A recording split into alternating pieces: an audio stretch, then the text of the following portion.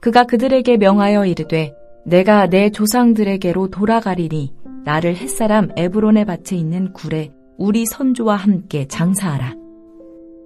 이 굴은 가나안 땅 마므레 앞 막벨라 밭에 있는 것이라. 아브라함이 햇사람 에브론에게서 밭과 함께 사서 그의 매장지를 삼았으므로 아브라함과 그의 아내 사라가 거기 장사되었고 이삭과 그의 아내 리브가도 거기 장사되었으며 나도 레아를 그곳에 장사하였노라.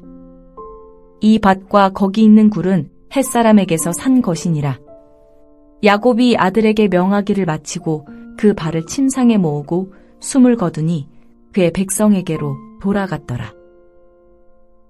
요셉이 그의 아버지 얼굴에 굽으려 울며 입맞추고 그 수종드는 의원에게 명하여 아버지의 몸을 향으로 처리하게 하매 의원이 이스라엘에게 그대로 하되 40일이 걸렸으니 향으로 처리하는 데는 이 날수가 걸림이며 애굽 사람들은 70일 동안 그를 위하여 곡하였더라.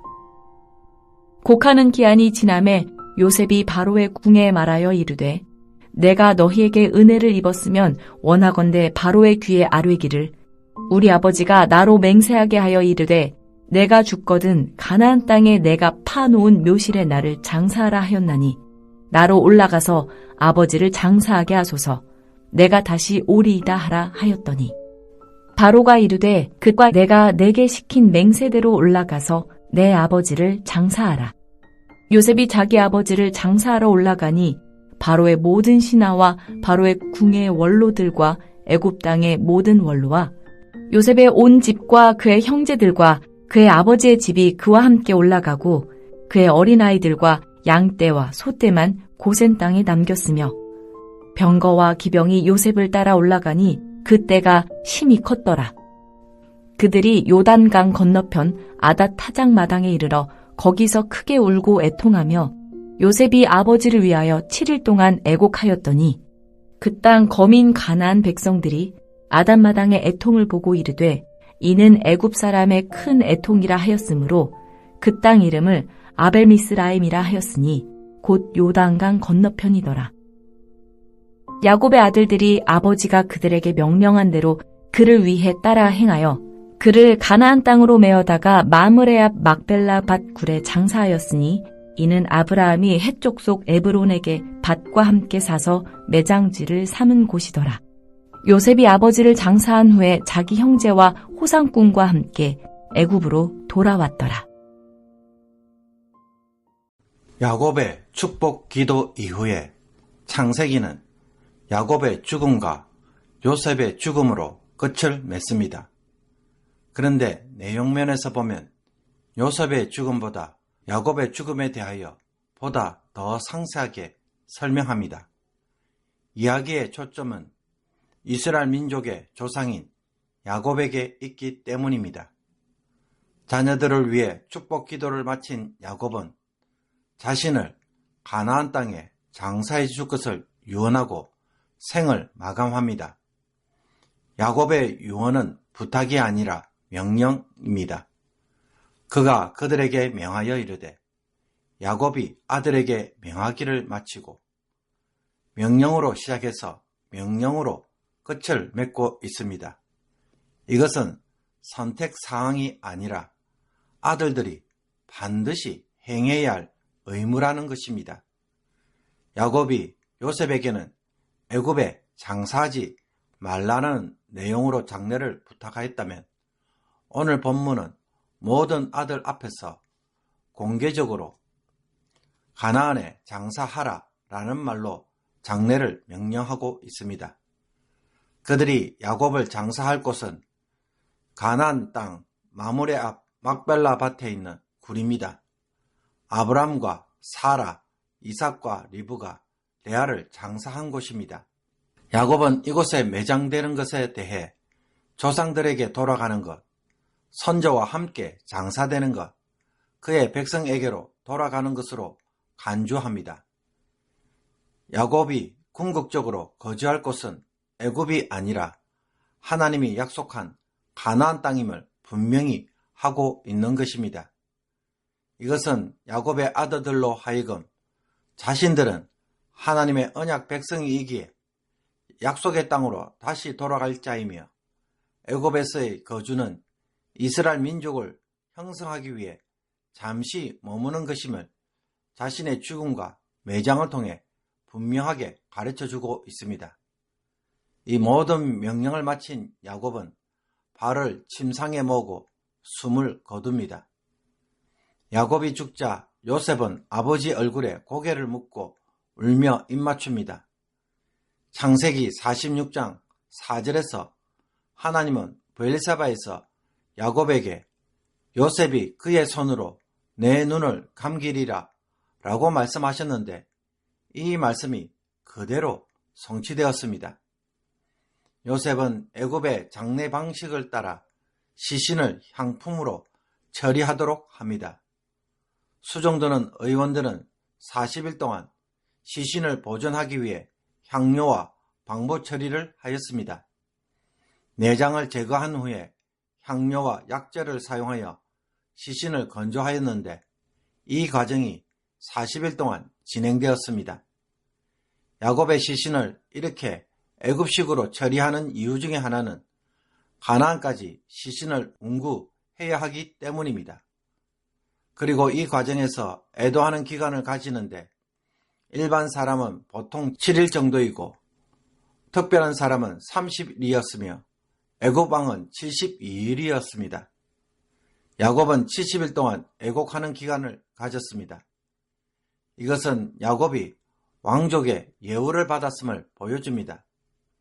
애도 기간이 끝난 후에 요셉은 바로의 궁에 말하여 아버지의 유언에 따라 가나안의 조상 묘실에 장사할 수 있도록 바로의 승인을 요청합니다.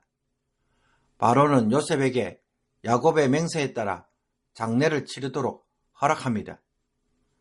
바로의 허락을 얻은 요셉은 바로의 모든 신하와 바로 궁의 원로들과 애굽 땅의 모든 원로와 더불어 요셉의 온 집과 그의 형제들과 그의 아버지 집 그리고 대규모 장례 행렬을 보호할 병거와 기병을 이끌고 가나안으로 올라가서 아닷 타작마당에서 7일 동안 크게 애통합니다.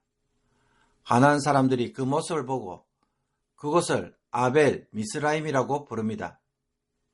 애굽 사람들의 애곡이라는 뜻입니다. 마침내 아들들은 아버지의 명대로 막벨라 굴에 장사하고 요셉과 동행한 이들은 다시 애굽으로 돌아옵니다. 그러므로 유언에 따라 야곱은 약속의 땅 가나안에 아브라함이 헷 족속 에브론에게 밭과 함께 사서 매장지를 삼은 곳 막벨라 굴에 장사됩니다. 이스라엘 민족의 조상 아브라함, 이삭, 야곱은 모두 하나님과 맺은 언약을 따라 살다가 그 땅에서 죽은 자들이 됩니다. 일평생 언약의 사람으로 살다가 죽은 것입니다. 이 세 사람 모두 약속은 받았지만 가나안 땅이 자신들의 소유가 되는 것을 보지 못하고 죽었습니다. 그들이 가진 땅은 오직 막벨라에 불과했으며 세겜에서 장막을 친 밭을 산 것이 그들의 전부였습니다. 그럼에도 불구하고 야곱이 그 땅에 묻히기를 소원한 것은 하나님이 반드시 자신과 후손들에게 그 땅을 주실 것을 굳게 믿는다는 신앙 고백이었습니다. 화려한 애굽 땅을 자신의 안식처로 삼기보다는 약속의 땅에 있는 초라한 굴이 야곱에게는 진정한 영원한 안식처였던 것입니다. 그리고 야곱의 귀향은 애굽에서 살던 이스라엘 민족이 언젠가는 출애굽을 할 것을 미리 보여주는 사건입니다. 이스라엘 민족은 애굽에 영원히 사는 자들이 아닌 것입니다. 그러므로 이스라엘 민족은 애굽에서 정착민으로 사는 것이 아니라 나그네처럼 살아가는 자들입니다. 성도 역시 세상에서 나그네로 사는 자들입니다. 베드로 사도가 베드로 전서를 쓸 때에 인사말에 흩어진 나그네들에게 편지하노니 라고 하였습니다. 세상에서 그리스도인의 신분은 나그네인 것입니다. 나그네로 사는 자들은 정착을 하지 않기에 길을 걷고 떠나려면 항상 짐을 가볍게 해야 합니다. 한국에서 캠핑을 하는 사람들은 집에 있는 모든 물건을 다 가져가려고 합니다. 그래서 캠핑 장비를 수백만을 들여서 한꺼번에 다 장착하려고 합니다. 모든 것을 다 짊어지고 갔다 오다 보니 돌아올 때는 더 피곤합니다. 집을 들었다 놨다 한 것입니다. 그러나 서양 사람들은 생존에 꼭 필요한 몇 가지만 가져가고 나머지는 온몸으로 때웁니다. 야외에서 살다 왔기에 야외에서 경험한 것을 안고 돌아옵니다. 캠핑을 간 이유를 누리는 것입니다. 사도 바울도 세상 물건을 다 쓰는 자들은 다 쓰지 못하는 자같이 하라. 이 세상의 외형은 지나감이니라 라고 말합니다. 성도는 애국과 같은 세상에서 다 즐기려고 사는 자들이 아니라 잠시 머물기에 쓰는 것에 불과한 자들입니다. 우리의 삶의 수많은 고민과 문제들은 알고 보면 모든 것을 다 누리려고 하는 욕심에 근거할 때가 많습니다. 좀 내려놓고 좀 포기하고 좀 고생하면 될 일인데 절대로 잃어버리면 안 되는 것처럼 살려고 하니 삶이 늘 피곤하고 힘이 듭니다. 삼세끼 다 차려 먹으려면 늘 바쁘지만 때론 한 끼를 건너뛰어도 괜찮습니다. 배고픔을 느끼는 것도 위장에 더 좋은 일이 되기도 합니다.